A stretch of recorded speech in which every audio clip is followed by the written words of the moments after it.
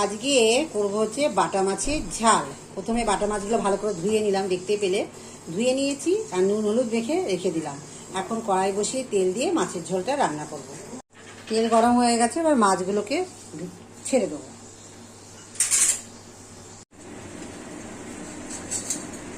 তেল গরম হয়ে গেছে, এক এক করে মাছগুলো ছেড়ে দেবো।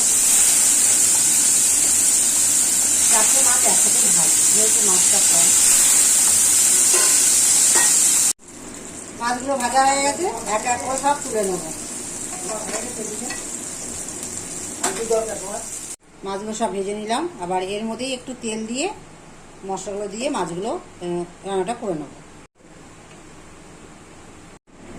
কালো জিরে দিয়ে দিলাম। আলুগুলো সব ভাজা হয়ে গেছে, তো এখন একটা মশলা করে রেখেছিলাম আদা রসুন পেঁয়াজ দিয়ে এটা দিয়ে নেব। পেঁয়াজটা এত পরিমাণে সাদা, এই জন্য মশলাটা এখন করে সাদা হয়েছে। টমেটো দিইনি, টমেটো একটু পরে দেবো।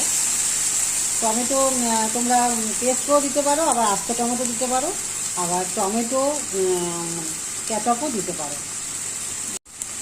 সসও দিয়ে টমেটো সসও দিয়ে দিতে পারো। এরপরে আমি লবণ দিয়ে নেবো, পরিমাণ মতন হলুদ দিয়ে নেবো। ঝাল বাটা মাছ বলছি তাই একটু ঝাল দিয়ে নেবো, আমি একটু ঝাল খেতে ভালোবাসি। আর আমার একার জন্য আমি একটু ঝাল দিয়েই করবো।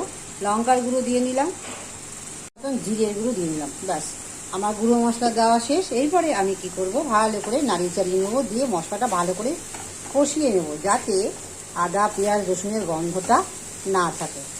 মশলা কষানোর উপরে রান্নার স্বাদটা কিন্তু বেশি ভালো হয়। আমি যেটা করে থাকি সেটাই তোমাদের সাথে শেয়ার করলাম। দেখো কষানো হচ্ছে, ভালো করে একটু কষিয়ে নিয়ে যখনই দেখবা তেলটা আর কি মশলা থেকে বেরিয়ে আসছে, তখনই মনে করবে যে মশলাটা কষানো হয়ে গেছে। মাছের মশলা কষানো হয়ে গেছে, একটু জল দিয়ে নিই। পরিমাণ মতন জল দিয়ে মাছের ঝোলটা ফুটিয়ে নেবো। আর আলুটা যাতে সেদ্ধ হয় সেই পরিমাণ মতো জল দেবো। দেখো ভাজতে ভাজতে কিন্তু আলু সেদ্ধ হয়ে গেছে, একটু ফুটলেই আলুটা আরও ভালো সেদ্ধ হয়ে যাবে। তারপরে মাছগুলো আমি দিয়ে নেব। মাছের ঝোলটা একদম ফুটে গেছে, এবার আমি মাছগুলো দিয়ে নেব। দিয়ে একটু ফুটে গেলেই ওপর দিয়ে একটু ধনেপাতা দিয়ে নামিয়ে নেব। একদম রেডি আমার বাটা মাছের ঝাল। একদম ধনেপাতা ওপর দিয়ে নেবো। আর বাটা মাছে কেউ গরম মশলা খায় না, সেই জন্য গরম মশলা দেবো না, ধনেপাতা দিয়ে ওখানে নামিয়ে নেবো। একদম রেডি। আর এখনকার ধনেপাতাগুলো সব এরকমই, কিছু করার নেই, জাস্ট সাজানোর জন্য এরকম করলাম। চলো, ভালো লাগলে অবশ্যই কিন্তু ট্রাই করে দেখবে বাড়িতে রান্না করে।